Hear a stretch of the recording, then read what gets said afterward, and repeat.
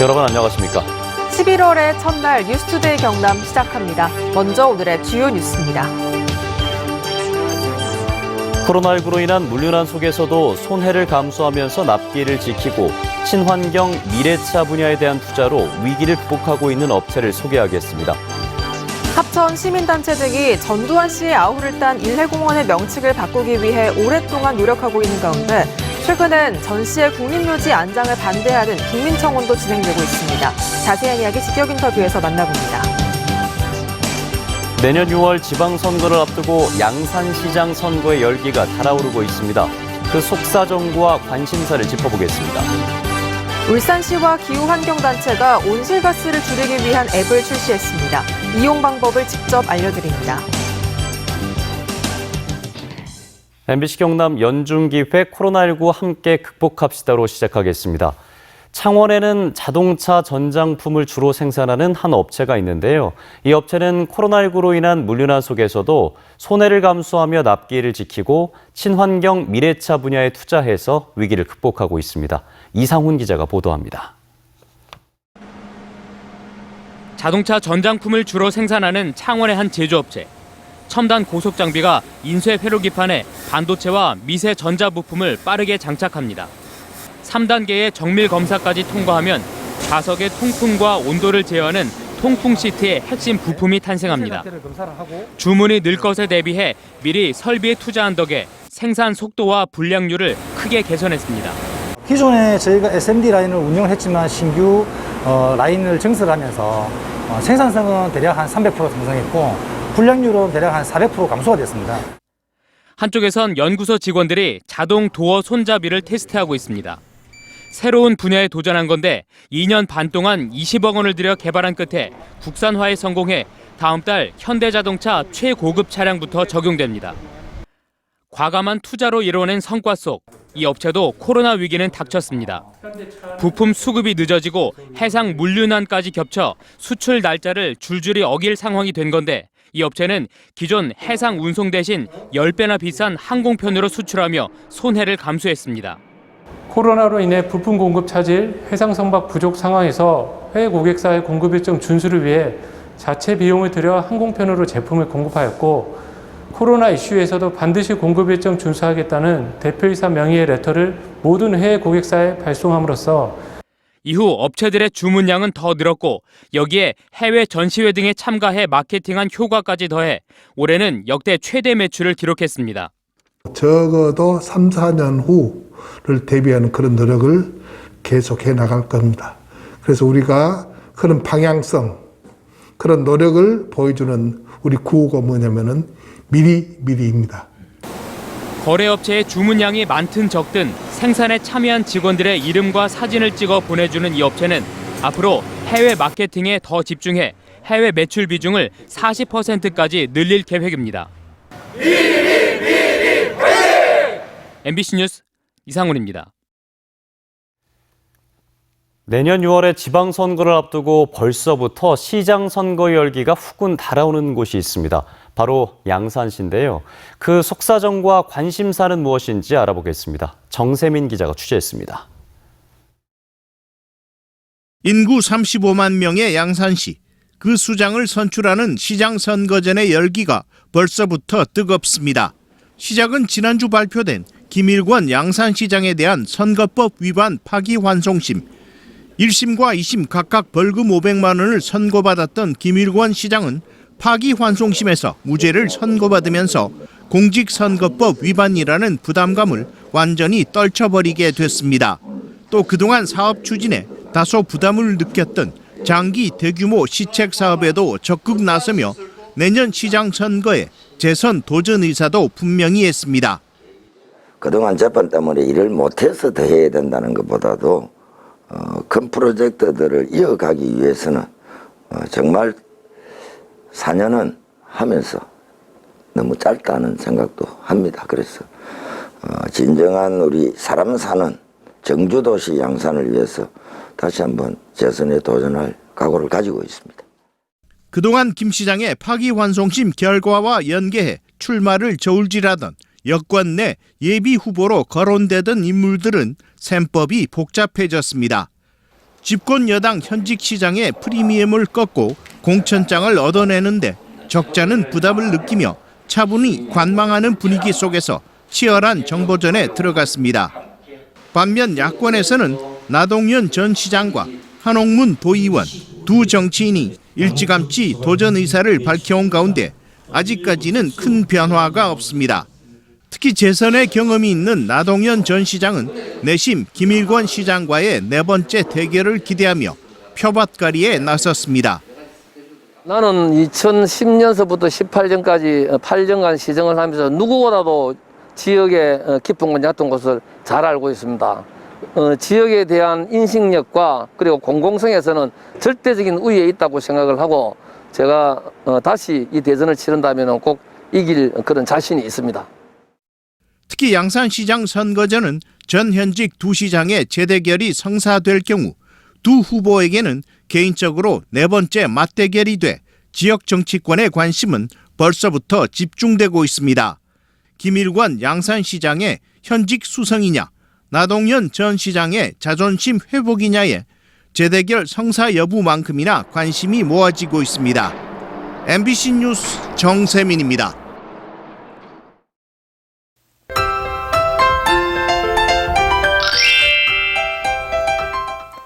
11월의 첫날 맑고 쾌청한 날씨로 시작합니다. 오늘 주말과 비슷한 기온을 보이며 큰 추위 없겠는데요. 아침 기온 평년보다 조금 높게 시작하고 있습니다. 창원의 현재 기온 11도, 진주는 8도에서 시작하고요. 한낮 기온은 22도 안팎까지 오르면서 온화한 날씨가 이어지겠습니다. 월요일 출근길 짙은 안개를 주의하시길 바랍니다. 내륙 지역을 중심으로 안개가 끼어 있는데요. 특히 경남 북서 내륙 지역은 안개로 인해 가시거리가 200m 미만까지 좁혀져 있습니다. 내일도 아침 시간대 안개가 낄 것으로 보여서 교통안전에 유의해 주시길 바랍니다. 오늘 고기압 가장자리에 들면서 맑은 날씨를 보이겠습니다. 우리 지역의 미세먼지 농도는 대체로 보통 수준을 보이겠지만 일시적으로 나쁨 수준까지 올라가는 곳이 있겠습니다. 자세한 지역별 날씨 살펴봅니다. 현재 기온 보시면 함안 8도, 밀양은 9도에서 시작하고요. 한낮 기온은 밀양 22도, 양산은 23도까지 오르겠습니다. 거창의 아침 기온 6도, 산청은 8도에서 시작합니다. 한낮 기온 거창 20도, 합천은 22도까지 오르면서 일교차가 10도 이상 크게 벌어지겠습니다. 바다의 물결은 최고 1.5m로 비교적 잔잔하게 일겠습니다. 내일과 모레 아침 기온이 떨어지면서 춥겠고요. 일요일에는 비 소식이 있습니다. 날씨 정보였습니다. 울산시와 기후환경단체가 손잡고 온실가스를 줄이기 위한 앱을 출시했습니다. 걷기나 자전거 타기처럼 온실가스를 줄이는 데 동참하고 인증하면 선물도 받을 수 있다고 하는데요. 김문희 기자가 직접 앱을 이용해봤습니다. 울산 시민이면 누구나 사용 가능한 앱, 울산 환경 히어로. 하루 만보 걷기, 가까운 거리는 자전거 이용하기 같은 데일리 미션과 매주 새롭게 제시되는 위클리 미션을 수행합니다. 이번 주 미션은 장바구니 사용하기. 마트에서 필요한 물건을 구입하고 봉투 필요하세요? 아니요, 괜찮아요. 네. 일회용 비닐 대신 장바구니를 사용해 탄소 0.03kg을 줄였습니다. 이렇게 탄소 중립 미션을 수행하고 인증할 때마다 100마일리지가 적립됩니다. 일상 속의 작은 실천으로 온실가스를 줄이는 데 동참할 수 있는 데다 5,000마일리지 이상 적립하면 커피나 아이스크림, 피자 등의 상품으로 교환할 수 있어 일석이조입니다. 더 많이 알려져서 장바구니를 활용해야 되죠. 환경 부분도 큰 부분이잖아요. 저희한테도 이익이 되지만 그래서 저는 자주 애용하고 있습니다. 2050년 탄소 중립을 선언한 울산시와 기후환경단체가 손잡고 새롭게 출시한 모바일 앱입니다. 탄소 중립은 사회 전반의 변화와 실천 없이는 실현 불가능한 만큼 시민들이 직접 함께 참여할 수 있도록 기후행동 실천 인증 앱을 출시하게 되었습니다. 기후변화 위기를 극복하기 위해 더 이상 선택의 문제가 아닌 탄소 중립. 지구 살리기에 시민들의 참여를 얼마나 높일 수 있을지 주목됩니다. MBC 뉴스 김문희입니다. 이어서 직격 인터뷰 시간입니다. 전두환 씨의 아우를 딴 일해공원의 명칭을 바꾸기 위해 합천 지역 시민단체들이 오랫동안 노력해오고 있는데요. 최근에는 전두환 씨의 국립묘지 안장을 반대하는 국민청원도 진행되고 있습니다. 오늘은 생명의 숲 되찾기 합천군민운동본부 고동희 사무국장을 만나봅니다. 정성호 기자입니다. 네, 일해공원 명칭 변경을 두고 주민들 대상으로 2차례 설문조사가 있었는데요. 1차 때는 변경을 하자는 쪽이 많았고 2차 때는 유지를 하자는 쪽이 많았습니다. 이 두 다른 결과를 두고 좀 주목할 만한 부분이 있다고 들었는데요. 설명을 좀 부탁드릴게요. 일단 1, 2차를 종합해서 보면은 2차 때 약간 그 일해공원 찬성이 높긴 했으나 종합해 보면은 일해공원을 변경하자는 국민들이 더 많다는 걸 확인할 수 있고, 두 번째는 국민의힘 지지자조차도 일부이긴 하지만은 공원 명칭을 바꾸기를 원했 분들이 있었습니다. 합천읍 주민들이 이 공원을 가장 많이 이용하고 있는데 읍 주민들은 확실하게 명칭 변경을 요구하는 걸 확인할 수 있었고요. 세 번째는 50대 이하 연령층에 대한 압도적으로 공원 명칭 바뀌기를 원한다는 것을 확인할 수 있었습니다. 그러면 이 다른 두 가지 설문조사 결과를 두고요. 합천군과는 좀 논의가 진행이 되고 있습니까? 저희가 면담 요청을 했는데, 군수님 면담 요청을 했는데 어느 한쪽으로 싹 기울질 않아가지고 고심 중이라서 조금 생각을 더 정리를 하고 면담을 갖자고 그렇게 하는 상태입니다. 예, 최근 합천군민운동본부 차원에서 광주를 방문했다는 얘기를 들었습니다. 그 계기가 어떻게 되는지 말씀 부탁드립니다. 첫 번째가 저희들이 합천에서 일해공원을 막지 못한 부분들에 대해서 좀 용서를 구하고 다시 결의를 다진다는 차원에서 망월동 참배를 했고요. 그리고 두 번째는 이 일해공원이 단지 합천만의 문제가 아니라 전 국민이 관심을 갖는 문제이기 때문에 광주 시민들도 함께 힘을 좀 보태주실 것을 요청드리기 위해서 갔습니다. 직접 방문을 하시니까요. 뭐 광주 쪽에서 반응이라든가 그때 어떤 얘기들이 오고 갔을까요? 저희가 이 어려운 곳에서 이 운동을 하느라고 그 노고에 대해서 좀 치하를 좀 해주셨고요.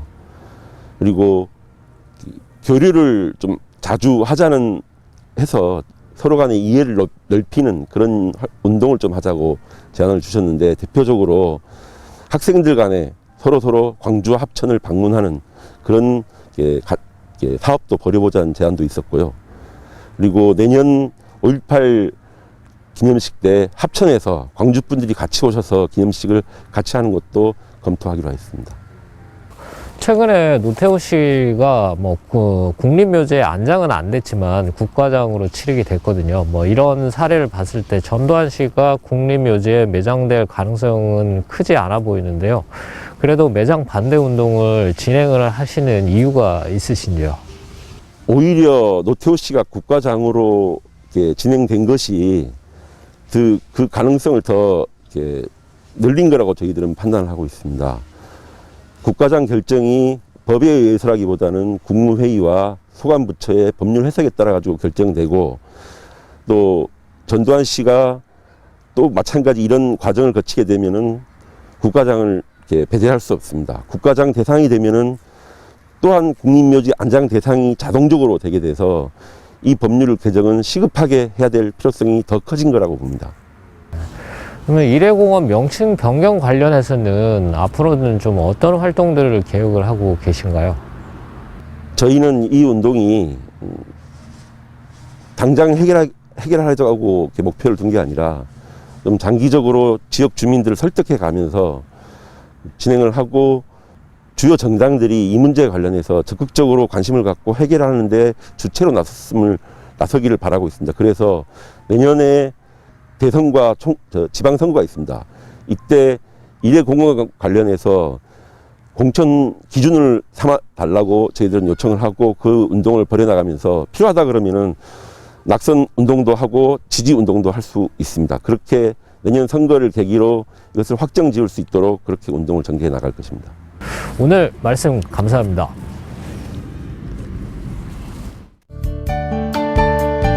투데이 경남 순서입니다. 창원 하만 광역 환승 할인제 시행 기념식이 오늘 오전 10시 30분 하만 7원읍 종합사회복지관에서 열립니다. 창녕군 택시감차위원회가 오늘 오전 10시 30분 창녕군청 2층 군정회의실에서 진행됩니다. 통영시 제7회 건강포럼은 오늘 오후 2시 통영 리스타트 플랫폼에서 펼쳐집니다. 오미마을에서 청동기 박물관까지의 자전거 도로 개통식이 오늘 오후 2시 40분 남강댐 노인복지관 광장에서 열립니다.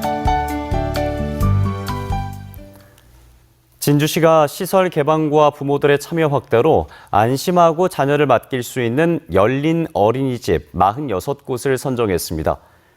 이번에 선정된 열린 어린이집은 언제라도 학부모가 요청하면 참관할 수 있도록 조치하고 부모 참여 프로그램이나 만족도 조사, 어린이집 위생이나 안전 분야 등 운영 상황을 부모가 확인할 수 있도록 해야 합니다. 고성군 고성읍 성내리의 청년 공유주택 거북이집 3호가 문을 열었습니다. 창원과 김해에 이어서 도내에서 세 번째로 문을 연 고성 거북이집은 청년 6명이 보증금 없이 월 4만 4천 원에서 6만 원의 임대료만 내고 거주할 수 있습니다. 합천군이 최근 농림축산식품부가 추진한 스마트 축산 ICT 시범단지 조성 공모 사업에 선정됐습니다. 이에 따라 군은 부지 정비와 도로, 용수 등 기반 시설을 조성하고 스마트 축사를 새로 짓는데 모두 327억 원을 투입해 오는 2024년까지 쌍백면 1원 18헥타르 면적의 스마트 축산단지를 조성하겠다고 밝혔습니다. 그제 오후 5시 이후 경남에선 30명이 코로나19의 확진 판정을 받았습니다. 지역별로는 창원 9명, 사천 8명, 거제 5명, 김해 4명, 창녕 2명, 함안과 남해 각 1명입니다. 창원의 한 병원 관련 집단 감염으로 분류된 3명 가운데 2명은 환자, 1명은 종사자입니다.